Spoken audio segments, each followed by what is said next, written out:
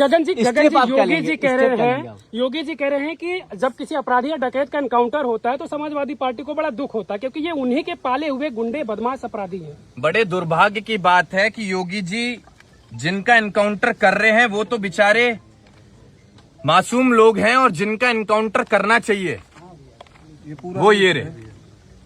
कुलदीप सिंह सेंगर 28 मुकदमे, सुनते जाना आप।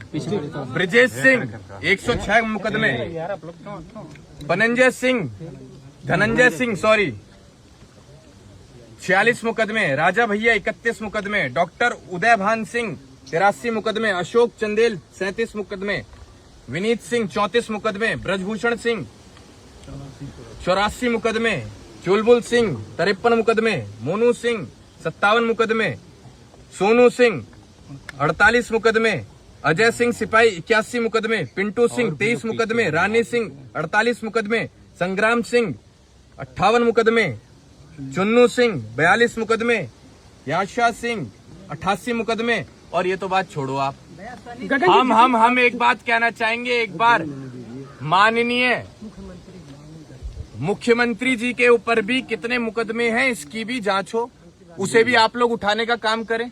देखिए साहब, एनकाउंटर सॉल्यूशन नहीं है, और पीड़ा हमें तब हुई है जब हमारा व्यक्ति दोषी नहीं था।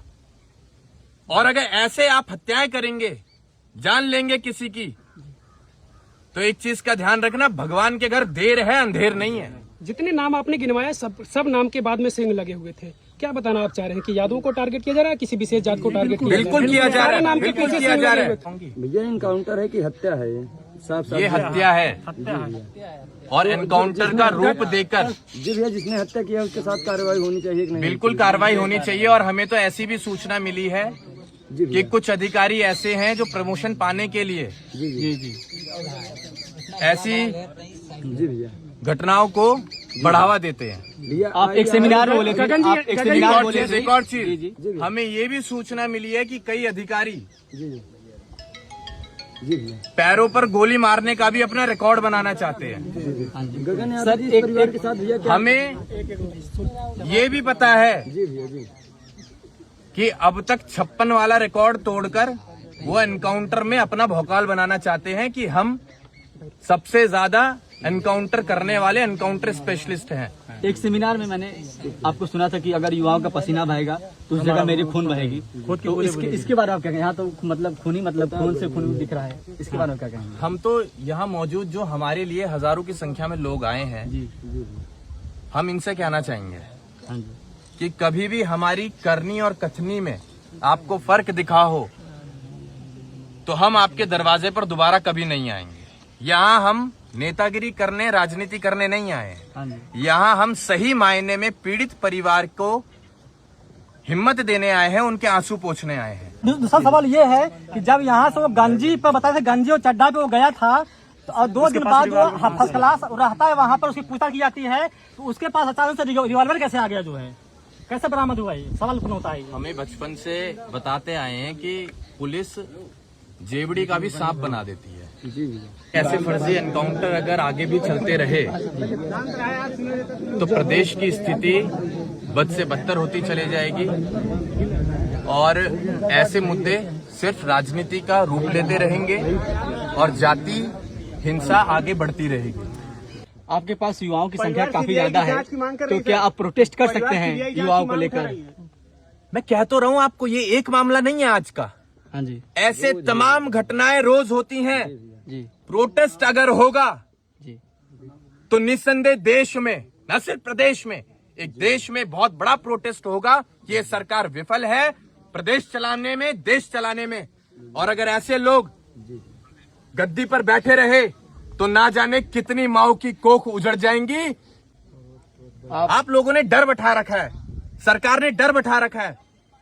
कोई अगर आवाज उठाए, सही मुद्दों पर भी आवाज उठाए, तो आप उसे मरवा देते हैं। ये ठोको नीति कब तक चलेगी? कब तक चलेगी? गगन जी जब लूट कांड किया जाता है वहां पर पिस्टल लेकर अंदर लोग गए थे, डकैत लोग। योगी जी कह रहे हैं कि अगर उस पिस्टल से किसी निर्दोष की जान मार दी जाती तो क्या समाजवादी पार्टी उसकी जान वापस करती? आप हमें सबूत दिखाइए कि पिस्टल मिली थी और उसके हाथ में मिली थी। और रही बात डकैत गए हुए हैं, उन्हें रही दिख रहा है बात कि अगर CCTV किसी की जान चले जाती तो क्या वो समाजवादी पार्टी के सुप्रीमो उस जान के बदले जान दे पाते? तो ये सवाल तो हम भी कर सकते हैं सरकार से। मंगेश यादव आज इस घर का आंगन सूना हुआ है। अगर वो निर्दोष पाया गया पूरी जांच होने के बाद, तो क्या योगी सरकार, क्या योगी जी दूसरा मंगेश यादव इस मां को दे पाएंगे, इस बहन को दे पाएंगे, इस बाप को दे पाएंगे? आप बात कर, आपने पॉलिटिकल लड़ाई बना दी, आपने पार्टी को जोड़ दिया। आपने वो घर ही नहीं देखा जिस घर में अब तक आंसू नहीं सूखे। आपने वो मां नहीं देखी जो बेहोश पड़ी है। आपने वो बहन नहीं देखी जो हमसे बात करते हुए गिर गई बेहोशी में। आप लड़ाई लड़ रहे हैं भाजपा सपा। इंसानियत कहां गई? इंसानियत खत्म हो गई इस राजनीति के चक्कर में।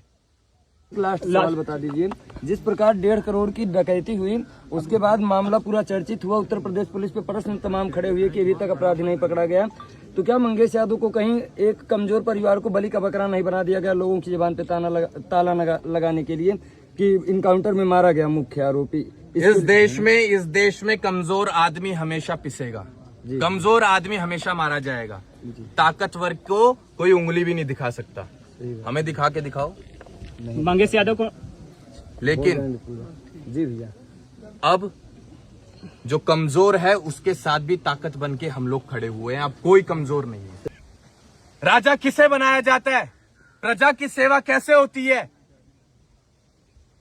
ऐसी घटनाएं अगर आज हो रही हैं तो आप विचार करके देखिएगा, कल को सरकार अगर बदलती है और ऐसी घटनाएं होती हैं तो क्या इस प्रदेश के आप बेहतर भविष्य की कल्पना कर सकते हैं?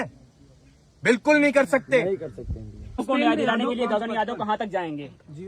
जहां तक हमें ये परिवार आदेश देगा वहां तक जाएंगे। मैं इससे बड़ी बात नहीं बोल सकता कि इस बार सरकार भी बदल के दिखाएंगे। गगन जी, इसके पहले पुष्पेंद्र यादव को मारा गया और था। मैं वहाँ सरकार भी बदलने वाली अगर बात कह रहा हूं तो मैं दिल से कह रहा हूं, क्योंकि इस टाइम न सिर्फ मंगेश की मां बल्कि हम सब की मां रो रही होगी।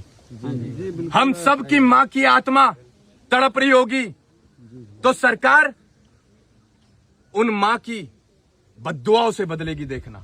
मेरा लास्ट क्वेश्चन है सर, इससे अभी मंगेश की हत्या हुई, 10 दिन बाद किसी और का हो जाएगा, तब तो ये मसला जो है सिमट जाएगा। आजमगढ़ से अरविंद यादव को भी उठा लिया गया, पुलिस प्रशासन ने कह उठा तो रहा लिया। हूं कि रोज ऐसी घटनाएं हो रही हैं। लूटकांड में हम लोगों को रोज लड़ना पड़ेगा। हम लोगों को तब तक लड़ना पड़ेगा जब तक ऐसी घटनाएं प्रदेश में बंद नहीं हो जाती। और आज की तारीख में सबसे ज्यादा क्राइम रेट अगर देश के किसी प्रदेश में है तो वो उत्तर प्रदेश में है। और ये बड़े दुर्भाग्य के साथ हमें बताना पड़ रहा है, लेकिन वो चीजें आपको दिखाई नहीं जाती हैं। परिवार सीबीआई की मांग कर रही है कि सीबीआई जांच होनी चाहिए। बिल्कुल होनी चाहिए। हम तो कह रहे हैं कि कॉल डिटेल्स रिकॉर्ड उन एनकाउंटर स्पेशलिस्ट की भी निकाली जाए जिन लोगों ने मंगेश यादव का एनकाउंटर किया है। और रही बात 1.5 करोड़ की, कि 1.5 करोड़ रुपए की लूट हुई थी, जी भैया, 1.5 करोड़ रुपए हम लौटा देंगे। अब बताओ मंगेश यादव कब दिलवाएंगे वापस इस परिवार को? आप लोग चर्चा ठीक है, 1.5 करोड़ रुपए हम देंगे मंगेश यादव को इस परिवार में। बहुत बहुत धन्यवाद।